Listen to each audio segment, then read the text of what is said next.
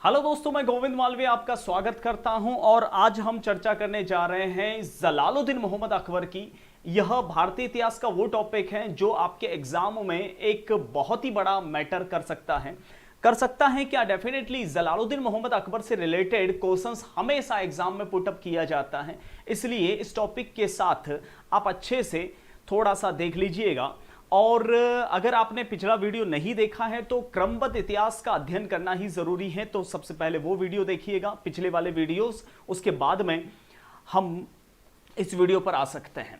जैसा कि आपने पिछले वीडियो में ये जाना कि जलालुद्दीन मोहम्मद अकबर के पिता यानी अब्बू का नाम हुमायूं था, नासिरुद्दीन मोहम्मद हुमायूं, और अम्मी का नाम था हमीदा बानो। जलालुद्दीन मोहम्मद अकबर जो है वह हमीदा बानो और हुमायूं की संतान थे। जब हुमायूं भारत छोड़ के भाग रहा था, शेरशाह सूरी उसके पीछे पड़ा हुआ था, और मैंने पिछले वीडियो में बताया भी है कि शेरशाह ने चौसा और कन्नौज के युद्ध में हुमायूं को हराकर वहां से हिंदुस्तान से खदेड़ दिया, और हुमायूं वहां से दिल्ली से भागता हुआ सीधा लाहौर पहुंचा और लाहौर में धौंसा नाम के किले में छिपा रहा। और लाहौर के अंदर धौंसा किले में हुमायूं के छोटे भाई हिंदाल खान के गुरु की बेटी हमीदा बानो से निकाह पड़ा था। और बाद में जैसा कि गुलबदन बानो लिखती हैं, जो मैंने पिछले वीडियो में भी आपको बताया कि गुलबदन बानो अपनी पुस्तक हुमायूं नामा में लिखती हैं कि हुमायूं और उनकी बेगम हमीदा बानो भागते भागते सीधा अमरकोट पहुंचे थे। अमरकोट में राणा वीर साल सोढ़ा, जो कि एक राजपूत शासक है, अमरकोट पाकिस्तान में है। राणा वीर साल सोढ़ा के यहां पर 15 अक्टूबर 1542 को हमीदा बानो ने जलालुद्दीन को जन्म दिया था। जलालुद्दीन, जलाल शब्द का अर्थ होता है प्रकाश, लाइट। यानी हुमायूं की लाइफ जो काफी खराब हो चुकी थी, अब उसके जीवन में जलाल यानी प्रकाश आया है। ठीक है, हुमायूं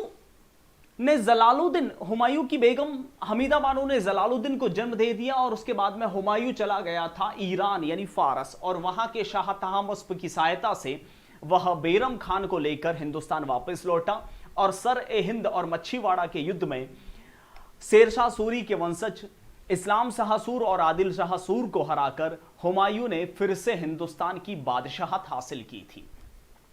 जिस समय हुमायूं की डेथ हुई थी करीब 1556 ईस्वी को, उस समय जलालुद्दीन मात्र 12 साल का था, मात्र 12 साल का था। और जलालुद्दीन का संरक्षक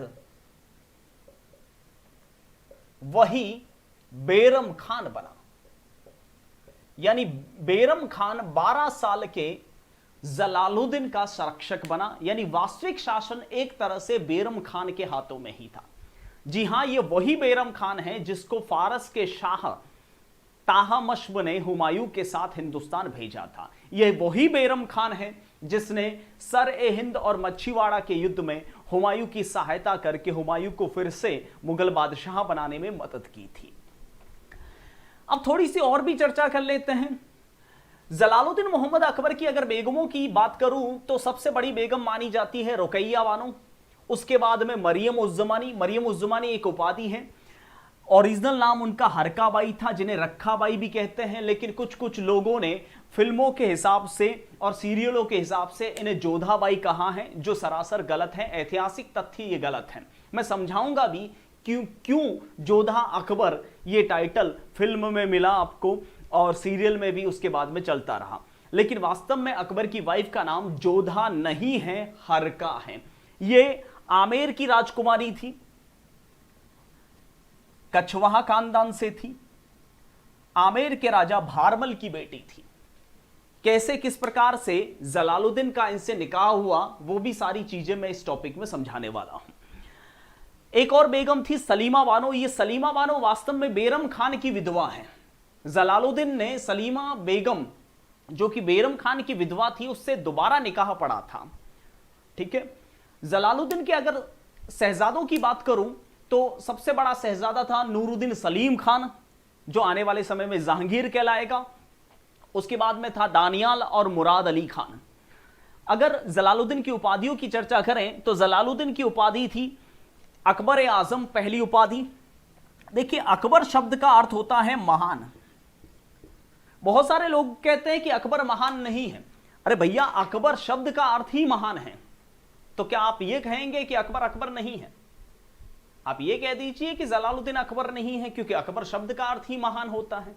ठीक है, और ये महान आपने मैंने नहीं दिया, उस समय की जनता ने दिया था। यानी वास्तव में उनमें कोई महानता के गुण होंगे तभी दिया होगा। मैं वैसे एक राष्ट्रवादी कट्टर हिंदू हूं, लेकिन मैं आपको ये पर्सनल मेरा विचार बता देता हूं। भले ही मैं हिंदू हूं, ठीक है, लेकिन अगर मुझे किसी भी बिरादरी के शासक या किसी भी बिरादरी के व्यक्ति में अच्छे गुण नजर आते हैं तो मेरी नजर में वो अच्छा है। मैं अच्छे को अच्छे कहने से नहीं चूकता और बुरे को बुरे कहने से नहीं कतराता। जलालुद्दीन अकबर मेरे सबसे फेवरेट है, थे और रहेंगे, क्योंकि वास्तव में उनमें वो गुण थे जो वो जलालुद्दीन अकबर कहलाने लायक बने। हाँ, एक आध बुराइयां सब में होती हैं, तो हजार अच्छाइयों के चक्कर में एक आध बुराई को इग्नोर किया जा सकता है। एक आध बुराई सब में होती है।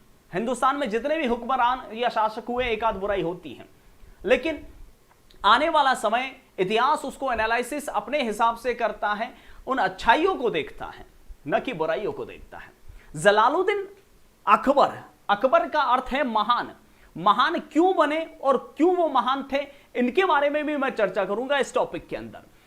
अकबर आजम भी कहते हैं, उनको अजीम और शान भी कहते हैं। तो ये हैं कुछ जलालुद्दीन मोहम्मद अकबर की उपाधियां। जलालुद्दीन मोहम्मद अकबर की कुछ और बातों को हम चर्चा करेंगे। देखिए, जलालुद्दीन अकबर के शासनकाल को हम 3 भागों में डिवाइड करते हैं। जलालुद्दीन मोहम्मद अकबर के शासनकाल को इतिहासकारों ने भी 3 पार्ट में डिवाइड किया है। पहला समय है संरक्षण काल, जो 1556 से 1560 के मध्य चला। उसके बाद में पेटीकोट शासन, जो 1560 से 62 के मध्य चला। उसके बाद में स्वतंत्र शासन, जो कि 1562 से लगाकर 1605 ईस्वी के मध्य तक रहा।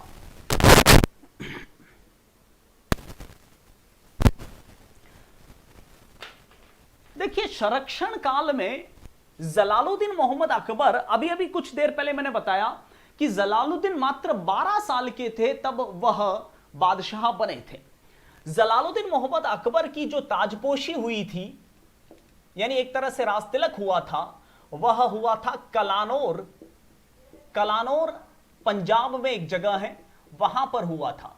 क्यों हुआ था, कैसे हुआ था, क्या परिस्थितियां थी, कलानौर में क्यों जलालुद्दीन अकबर का तिलक करना पड़ा, आई मीन टू से तिलक नहीं होता मुस्लिम शासकों में, ताजपोशी क्यों करनी पड़ी, उसके बारे में भी मैं चर्चा करने वाला हूं कुछ देर बाद। लेकिन पहले इस प्रोफाइल को थोड़ा सा समझ लेते हैं। देखिए, प्रारंभ में जलालुद्दीन मात्र 12 साल के थे, यानी 12 साल का बच्चा हिंदुस्तान की बादशाहत अपने हाथ में नहीं रख सकता। हालांकि बादशाह तो वो थे, लेकिन वास्तव में चलती थी बेरम खान की। यानी 1556 से 1560 के मध्य जलालुद्दीन अकबर की लाइफ में कुछ भी हलचल हुई, उसकी सब पूरी जिम्मेदारी बेरम खान की है। ठीक है, उसके बाद वाला समय पेटीकोट शासन कहलाता है। पेटीकोट शासन, जी हां, घाघरा शासन, लेडी राज, औरतों का साम्राज्य। ठीक है, पेटीकोट शासन 1560 से 62 के मध्य रहा, जिसमें जलालुद्दीन अकबर की नहीं चलती थी, उनकी सौतेली अम्मियों की चलती थी। सौतेली अम्मियों में जैसे आपने नाम सुना होगा, माहम अनगा, जीजी अनगा, अतका खेल,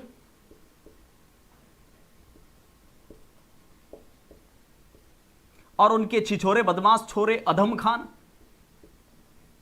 और आसफ खान, इन लोगों की चलती थी। यानी 1560 से 62 के मध्य अकबर की लाइफ में जो कुछ भी हुआ, उस सब की जिम्मेदारी इन औरतों की है, उन्हीं के इशारे पर होता था। अकबर तो नाम मात्र का बादशाह हुआ करता था। हां, 1562 से लगाकर 1605 तक सारे निर्णय स्वयं जलालुद्दीन अकबर ने लिए, यानी यह उनका स्वतंत्र समय है। वास्तव में जलालुद्दीन अकबर अगर बादशाह कहे जाते हैं तो 1562 से 1605 तक। मैं आपको एक चीज और बता देता हूं जलालुद्दीन अकबर ने हिंदुस्तान में 49 ईयर और 2 महीने तक 49 साल और 2 महीने तक शासन किया था, जो पूरे विश्व इतिहास में दूसरे नंबर पर आता है। पूरे विश्व इतिहास में सबसे लंबा शासनकाल जो है वह औरंगजेब का है, 49 साल और 6 महीने। और जलालुद्दीन अकबर का शासनकाल सबसे, अगर देखा जाए, काउंट किया जाए, तो दूसरे नंबर पर आता है, जो 49 साल और 2 महीने हैं। लोग गलती से गलती कर बैठते हैं और यह सोचते हैं कि पूरे विश्व इतिहास में सबसे लंबा शासनकाल जलालुद्दीन अकबर का है। नहीं, ऐसा नहीं है। जलालुद्दीन अकबर का शासनकाल पूरे विश्व इतिहास या भारतीय इतिहास में दूसरे नंबर पर आता है, 49 साल और 2 महीने। उससे भी ज्यादा शासनकाल औरंगजेब का है, 49 साल और 6 महीने। एक चीज और मैं फैक्ट बता देता हूं, क्योंकि ये बाद में हम थोड़ा इतिहास में घुस जाएंगे तो वो चीजें भूल जाएंगे और स्कीप कर जाएंगे, और कहीं ना कहीं एग्जामिनेशन बोर्ड को वहां घेरने का मौका मिल जाता है। जलालुद्दीन अकबर एक अनपढ़ बादशाह था, बिल्कुल पढ़ा लिखा नहीं था, अंगूठा छाप थम्स अप। सवाल कई बार बन चुका है कि हिंदुस्तान के इतिहास में मुगलिया सल्तनत का कौन सा ऐसा बादशाह जो अनपढ़ था, तो आपका उत्तर होगा जलालुद्दीन मोहम्मद अकबर। जी हां, अनपढ़। अगर देखा जाए तो भारतीय इतिहास को अनपढ़ों ने बनाया है और पढ़े लिखों ने तो बर्बाद किया है। इसलिए मैं ज्यादा कुछ भी नहीं बोलूंगा, आप समझ चुके होंगे कि मैं क्या कहना चाह रहा हूं। वैसे मजाक कर रहा हूं, ऐसा कुछ भी नहीं है, लेकिन वास्तव में देखा जाए तो अनपढ़ों ने हिंदुस्तान के इतिहास में बहुत ही झंडे गाड़े हैं। और आज भी देख लो, बहुत सारे अनपढ़ या बहुत कम पढ़े लिखे होते हैं, वो बड़ी बड़ी कंपनियों के मालिक होते हैं, और पढ़े लिखे तो उनके यहां नौकरी करते हैं। ठीक है, इसलिए हम ये नहीं कह सकते हैं कि पूरी तरह से पढ़ाई लिखाई का बहुत ज्यादा महत्व है। बिना पढ़े या फिर बहुत कम पढ़े भी बहुत कुछ इंसान कर सकता है। जैसे मैं अगर अनपढ़ शासकों की लिस्ट बताऊं तो बहुत फेहरिस्त लंबी है। अनपढ़ों में जैसे जलालुद्दीन मोहम्मद अकबर अनपढ़ था, हैदर अली अनपढ़ था, अलाउद्दीन खिलजी अनपढ़ था। ठीक है, इसके अलावा इंटरनेशनल लेवल पर देखूं तो सिकंदर भी अनपढ़ था, जिन्होंने इतिहास में बहुत बड़े नाम किए। जूलियस सीजर भी अनपढ़ था, जिन्होंने इतिहास को बनाया है। और पढ़े लिखे जैसे कि मोहम्मद बिन तुगलक, जिसने इतिहास को बिगाड़ा, जैसे कि नूरुद्दीन सलीम अकबर का बेटा, इतिहास को बिगाड़ा। ठीक है, तो अनपढ़ बादशाह थे जलालुद्दीन मोहम्मद अकबर। देखिए, जलालुद्दीन मोहम्मद अकबर के प्रारंभिक समय में, जैसा अभी मैंने बताया कि इनकी नहीं चलती थी, मात्र 12 साल का बच्चा था यार जलालुद्दीन अकबर। तो जलालुद्दीन अकबर की लाइफ में जो प्रारंभ में बहुत कुछ गलत हुआ है, उसकी जिम्मेदारी हम सीधे सीधे जलालुद्दीन पे नहीं डाल सकते, क्योंकि वो तो एक सिर्फ नाम मात्र का मोहरा है, बच्चा है। दरअसल हम क्रमबद्ध चीजें पढ़ते हैं तो थोड़ा अच्छा भी लगता है और इतिहास समझ में भी आता है। मैं फिर कह रहा हूं, अगर आप ये मेरा वीडियो पहली बार देख रहे हैं तो इससे पहले वाले वीडियो आप जरूर देखिएगा। क्रम से पढ़ोगे तो सब कुछ समझ में आएगा। देखिए, मैंने बताया था आपको कि भारत में सूरवंश में सबसे पहला सुल्तान था शेर शाह सूरी। यह वही शेर शाह सूर है जिसने हुमायूं को हिंदुस्तान से खदेड़ दिया था। ठीक है, शेरशाह सूर का समय है 1540 से 1545 ईस्वी, मात्र 5 साल। शेरशाह सूरी के साथ में क्या हुआ था वो भी सुन लीजिए। शेरशाह सूरी अपने बेटे अर्क अली खान के विद्रोह को दबाने के लिए खुद एक बार कालिंजर किले की घेरेबंदी करता है, और उसी कालिंजर किले, ये वही कालिंजर किला है जहां पर उस शेरशाह सूरी ने हुमायूं के खिलाफ बगावत की थी, और ये वही कालिंजर किला है जो शेरशाह की मौत का कारण भी बना। कैसे? शेरशाह सूरी का एक बेटा था अर्क अली खान, उसने कालिंजर किले में विद्रोह कर दिया अपने बाप के खिलाफ। ठीक है, तो शेरशाह सूरी कालिंजर में अपने बेटे के खिलाफ एक बड़ी सेना लेकर हमला करने के लिए गया। तो दरअसल हुआ यह कि जब शेरशाह ने कालिंजर किले को घेर लिया और फिर तोपों से हमले करवाए, तो एक तोप का गोला जब कालिंजर किले की दीवार पर छोड़ा गया तो वो तोप का गोला जो है वो किले की दीवार पर नहीं फूटा और दीवार से टकराकर वापस नीचे गिर गया और शेरशाह के ऊपर आके फूट गया, और शेरशाह दुनिया से फूट गया। समझ गए ना बात को? तो इस तरह से कालिंजर में शेरशाह की मौत हुई थी अपने बेटे के ही खिलाफ। ठीक है, शेरशाह के 4 अन्य बेटे थे। एक का नाम था सिकंदर शाह सूर, दूसरे का नाम था आदिल शाह सूर, तीसरे का नाम था ताज खान, और एक का नाम था इस्लाम शाह सूर। ये 4 बेटे थे। शेरशाह के मरने के बाद इन चारों ने उसका साम्राज्य आपस में बराबर बांट लिया। सिकंदर शाह सूर पंजाब क्षेत्र में था, आदिल शाह सूर दिल्ली के आसपास था उसका साम्राज्य, ताज खान जो है वह आगरा यूपी क्षेत्र में था, और इस्लाम शाह जो था वह गुजरात वाली बेल्ट में था। ठीक है, तो आपको पता होगा पिछले वीडियो में मैंने बताया कि इसी सिकंदर शाह सूर को बैरम खान ने सर ए हिंद के युद्ध में हराया था। ठीक है, और पंजाब क्षेत्र पर कब्जा कर लिया था। तो यह तो बैरम खान के हाथों मारा गया। अब बारी थी आदिल शाह की। तो आदिल शाह सूर को भी मच्छीवाड़ा के युद्ध में उसी बैरम खान ने हराया था। ठीक है, आदिल शाह अगर देखा जाए तो एक अय्यास सुल्तान था, लेकिन आदिल शाह का एक सेनापति था जिसका नाम था हेमू।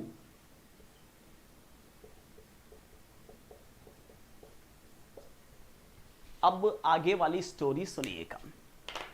आदिल शाह सूर एक अय्यास किस्म का सुल्तान था, और इसी वजह से मच्छीवाड़ा के युद्ध में हुमायूं के समय बैरम खान ने इसे हरा दिया था। दिमाग में बैठा। आदिल शाह सूर का एक हिंदू सेनापति था जिसका नाम था हेमू। अपने आप को हेमू विक्रमादित्य कहता था। जी हां, हिंदुस्तान के इतिहास में कुल 72 विक्रमादित्य हुए हैं। विक्रमादित्य एक उपाधि है। ठीक है, यह 14वां विक्रमादित्य कहलाता है हिंदुस्तान के इतिहास में। नंबर 14, हेमू सेनापति था आदिल शाह सूर का। ठीक है, मच्छीवाड़ा के युद्ध में आदिल शाह सूर को बैरम खान ने परास्त कर दिया था, और फिर से हुमायूं की ताजपोशी दिल्ली में हो चुकी थी। धीरे धीरे करके हेमू शक्तिशाली होता गया, क्योंकि उस समय मुगल बादशाह जलालुद्दीन मात्र 12 साल का था।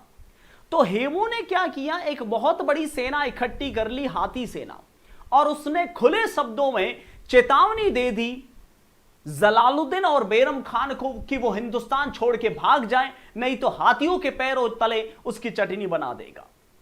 तो सारे मुगल डर रहे थे, और सारे मुगल जो है दिल्ली छोड़कर भाग गए, और इसी वजह से बैरम खान को जलालुद्दीन की ताजपोशी करनी पड़ी पंजाब के कलानौर में, जो मैंने कहा था मैं कुछ देर बाद बताऊंगा आपको, क्योंकि उन्हें हिंदुस्तान छोड़ने पर विवश कर दिया था इसी हेमू ने। ठीक है, और हेमू ने यह भी चेतावनी दी थी कि उन्हें हिंदुस्तान से भागना पड़ेगा। ठीक है, लेकिन बैरम खान भागना नहीं चाहता था, जलालुद्दीन भी भागना नहीं चाहता था। यानी सिर्फ जलालुद्दीन और बैरम खान ही 2 व्यक्ति थे जो हेमू से नहीं डर रहे थे। बाकी सारी मुगलिया फौज हेमू की हाथी सेना के सामने सरेंडर करने को तैयार थी। अब ऐसी कंडीशन के अंदर एक युद्ध हुआ। उस युद्ध को हम कहते हैं पानीपत का दूसरा युद्ध। आपने सुना होगा पानीपत द्वितीय, पानीपत का तृतीय युद्ध भी है जो काफी बाद में आएगा, जिसके ऊपर फिल्म भी बन चुकी है आशुतोष गोवारिकर की, और वो फिल्म बहुत बुरी तरह से पिटी है राजस्थान में जाटों की वजह से। खैर, क्योंकि फिल्मों के जो डायरेक्टर होते हैं उनको इतिहास की एबीसीडी तो आती नहीं है। बस डायरेक्टर का काम क्या है, अपनी स्टोरी बेचते जाओ, पैसा बनाते जाओ, और कहीं ना कहीं उससे बहुत सारी जाति बिरादरियों की धार्मिक भावना आहत होती है। खैर, ये हमारी चर्चा का विषय नहीं है। फिलहाल पानीपत के द्वितीय युद्ध की बात करते हैं। पानीपत का द्वितीय युद्ध हुआ था 1556, करीब 5 नवंबर ईस्वी को। 5 नवंबर 1556 को पानीपत जो हरियाणा में है, वहां पर युद्ध हुआ था आपने सुना होगा एक तरफ अकबर की सेना थी और दूसरी तरफ हेमू की सेना थी। ठीक है, वैसे मुख्य तौर पर यह युद्ध अकबर और हेमू के मध्य माना जाता है, लेकिन आप भी जानते हो कि अकबर उस समय मात्र 12 साल का बच्चा था। क्या इसने युद्ध में नेतृत्व किया? नहीं, अकबर की ओर से युद्ध को रिप्रेजेंट किया था बैरम खान ने। और हेमू क्या स्वयं सुल्तान था? अभी अभी मैंने कहा नहीं, आदिल शाह सुल्तान था, लेकिन आदिल शाह तो अय्याज था, इसलिए इसने युद्ध में नेतृत्व नहीं किया। इसलिए मुख्य तौर पे युद्ध हुआ जो बैरम खान और हेमू के मध्य हुआ था, क्योंकि बैरम खान आखिर में किसको रिप्रेजेंट कर रहा था, किसका प्रतिनिधित्व कर रहा था? अकबर का, क्योंकि अकबर उस समय 12 साल का बच्चा था। और हेमू किसको रिप्रेजेंट कर रहा था? आदिल शाह सूर को। इस युद्ध में दरअसल हुआ यह कि बैरम खान को अच्छी तरह से पता था कि उसकी मुगलिया फौज उसको भली सहायता दे ना दे, लेकिन वो युद्ध जीत सकता है। कैसे जीतेगा वो युद्ध? बैरम खान, एक भी मुगल सैनिक अकबर और बैरम खान के साथ में नहीं था। सारे हेमू की हाथी सेना से डर रहे थे। 5 नवंबर 1556 का समय था, पानीपत का दूसरा युद्ध। एक और सिर्फ 2 व्यक्ति यानी अकबर और बैरम खान, और सामने हेमू की 1.5 लाख की हाथी सेना। आप सोचिए, कल्पना कीजिए, फिर भी हेमू हार गया। तो ऐसा क्या हुआ था इस युद्ध में? सुनिएगा। दरअसल इस युद्ध में यह हुआ था कि बैरम खान को अच्छी तरह से पता था कि हेमू मूर्खता करेगा और वो सबसे शानदार हाथी पर बैठेगा और शानदार छतरी सजाएगा। तो करना कुछ नहीं है, दूर से भी जो छतरी वाला वीआईपी व्यक्ति दिखे उसे तीर से निशाना बनाते जाओ। तो कुछ नहीं हुआ। 5 नवंबर 1556 को 1.5 लाख की हाथी सेना लेकर जब हेमू पानीपत के मैदान में आया, तो बैरम खान ने अपने शिविर से निकलकर एक खींच के तीर मारा किसी वीआईपी हाथी की ओर, और वो इत्तेफाक से हेमू का ही हाथी था। आंख में तीर लगा और हेमू वहीं ढेर हो गया। उसकी सेना में भगदड़ मच गई और सारे सैनिक भाग गए। और बैरम खान ने हेमू को पकड़कर जलालुद्दीन के सामने लाया, और जलालुद्दीन को बैरम खान ने कहा कि बादशाह हिंद, इस काफिर का सिर कलम करो और गाजी का रुतबा हासिल करो। लेकिन जलालुद्दीन ने मना कर दिया कि मैं इसकी गर्दन नहीं काटूंगा, थोड़ा रहम कीजिए। लेकिन नहीं माना बैरम खान ने और हेमू की गर्दन काट दी। अगर हेमू यहां मूर्खता नहीं करता तो एक बार से फिर से मुगलिया सल्तनत के पांव हिल सकते थे, लेकिन नहीं हुआ ऐसा। खैर, मैं काफी डिटेल में चला गया, इतनी डिटेल आपको नहीं पूछी जाएगी। आपको सिर्फ पता होना चाहिए कि पानीपत का द्वितीय युद्ध किस किस के बीच लड़ा गया, एक तरफ अकबर और दूसरी तरफ हेमू की सेना। ठीक है, तो कुल मिला के आपने देखा होगा कि जो कुछ भी हुआ है वो सारा कुछ बैरम खान कर रहा है। ठीक है, अब आने वाले इतिहास के बारे में चर्चा करते हैं कि पेटीकोट शासन के दौरान क्या क्या हुआ था।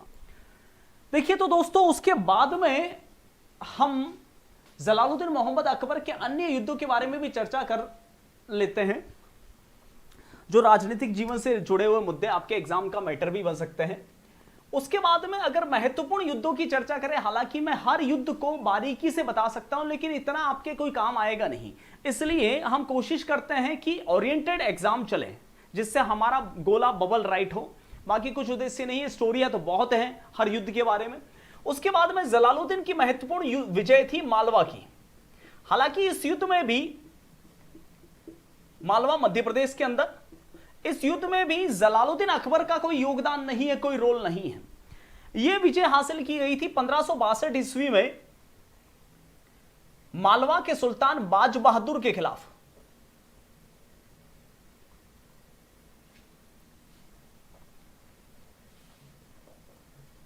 बाज बहादुर के खिलाफ यह विजय हासिल की गई थी।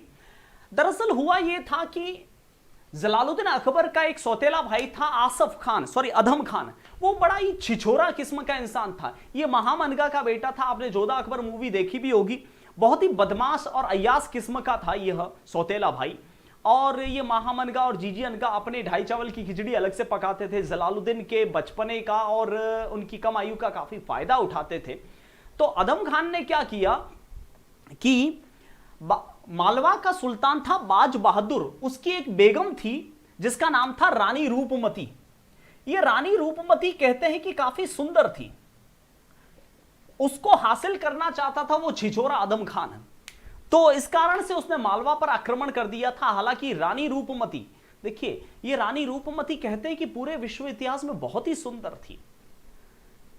लोग पद्मावती को सुंदर मानते हैं, लेकिन मेरे ख्याल में रानी रूपमती पद्मावती से भी काफी सुंदर थी। रानी रूपमती को किसी भी कीमत पर आदम खान हासिल करना चाहता था।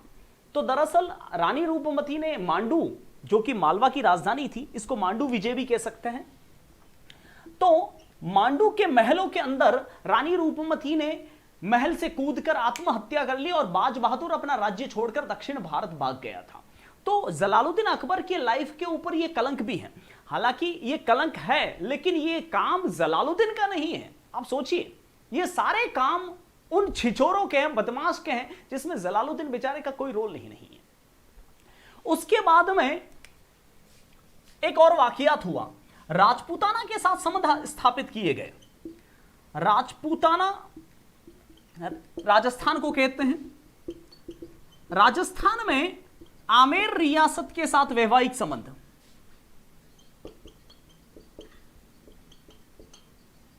ये संबंध कैसे स्थापित किए गए, क्यों किए गए, उसका भी रीजन सुन लीजिए। दरअसल 1562 ईस्वी के आसपास जलालुद्दीन की एक बेगम थी जिसका नाम था रुकैया बानो।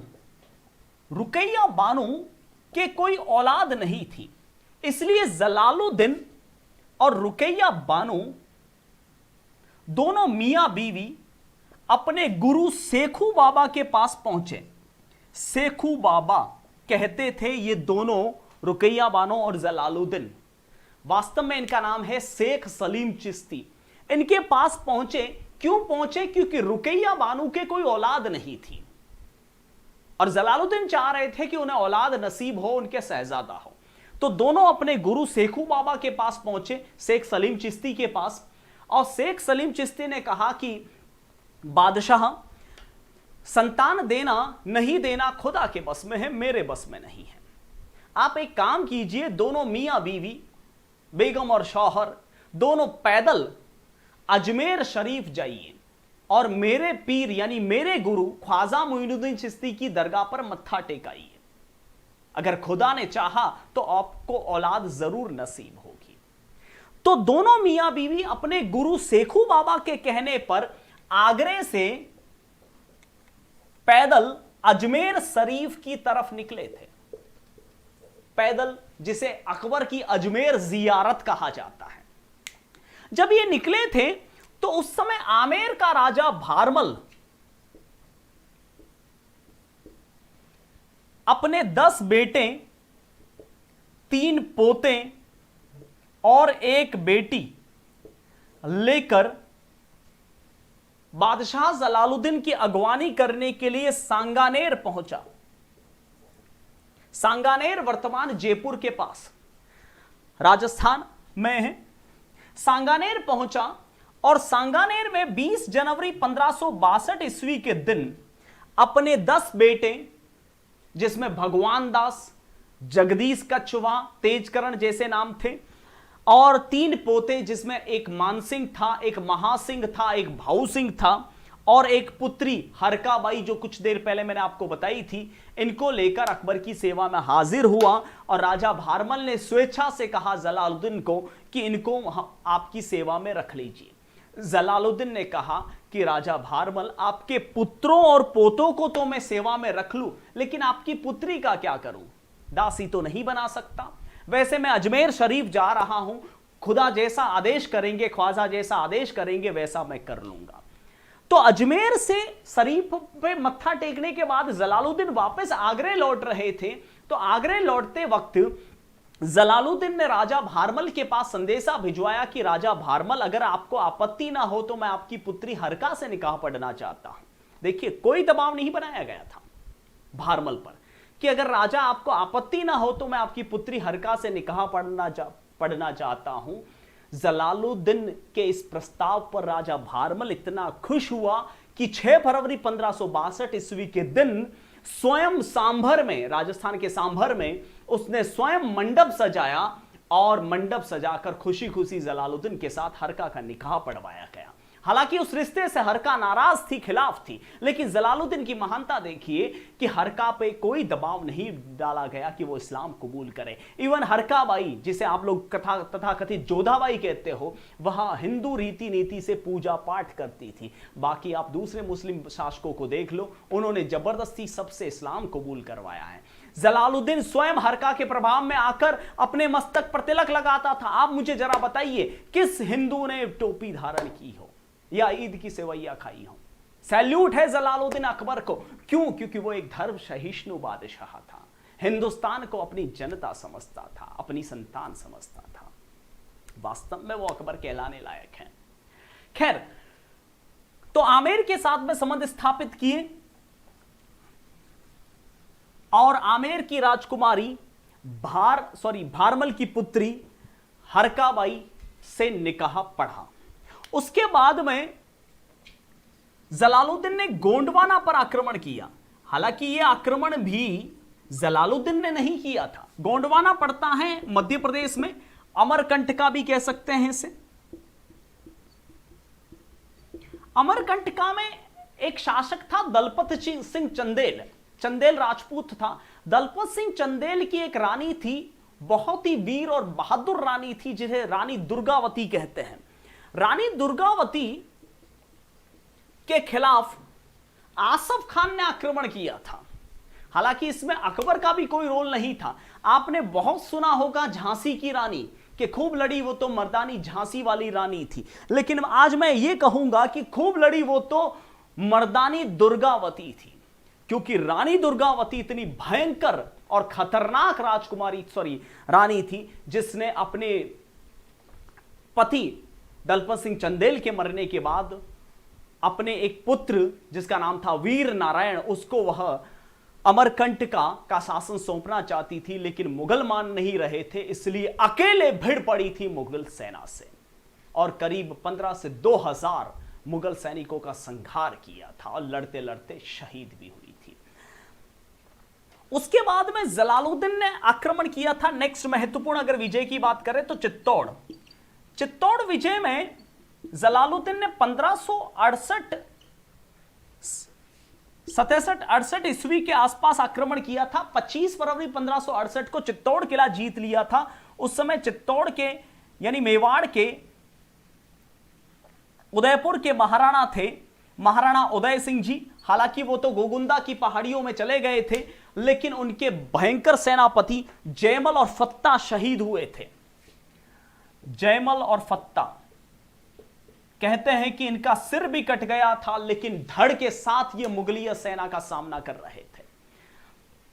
उसके बाद में जलालुद्दीन की नेक्स्ट विजय है कालिंजर की। आपके इतना काम नहीं आएगा, मैं डिटेल में बहुत सारा कुछ जानता हूं, लेकिन इतना भी गहराई से अपन को नहीं जाना है। चित्तौड़ के बाद में कालिंजर के बाद में रणथंबोर विजय की गई जलालुद्दीन के द्वारा। रणथंबोर भी राजस्थान में पड़ता है। सुरजन सिंह हाड़ा के खिलाफ यह विजय थी। खैर आपके काम नहीं आएगा, थोड़ा सा इसको देख लेना। एक तो पानीपत वाला, एक थोड़ा मालवा वाला काम आ सकता है। गोंडवाना मेरे ख्याल से काम नहीं आएगा। राजपूताना के साथ संबंध भी थोड़े काम आ सकते हैं, जिसमें आमेर के राजा भारमल के साथ संबंध जोड़े थे, ये थोड़ा काम आ सकता है। चित्तौड़ विजय बिल्कुल बहुत ही इंपॉर्टेंट तो नहीं कह सकता, लेकिन ठीक ठाक इंपॉर्टेंट हो सकती है आपके लिए। उसके बाद में हम प्रसिद्ध युद्ध की बात करेंगे, हल्दी घाटी की। हालांकि जलालुद्दीन अकबर का टॉपिक ऐसा है जो एक वीडियो में बनने लायक नहीं है। हल्दी घाटी युद्ध की भी कुछ हद तक चर्चा करेंगे, जो मेवाड़ महाराणा उदय सिंह के पुत्र महाराणा प्रताप सिंह के खिलाफ जलालुद्दीन ने लड़ा था, और इस युद्ध में जलालुद्दीन की महाराणा प्रताप सिंह ने हेकड़ी तक निकाल दी थी।